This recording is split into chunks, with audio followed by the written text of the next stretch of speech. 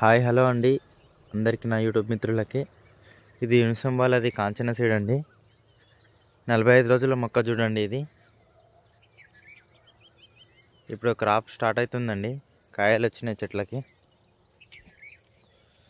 ఇంకో చూడండి కాయలు చూడండి ఏ విధంగా ఉన్నాయో.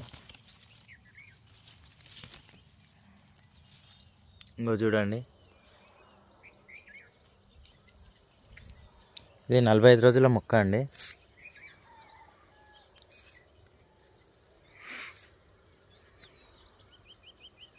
ఇంకో చూడండి ఇది రెండో పూరి కట్టిస్తున్నామండి. ఇక్కడ వరకు అయింది.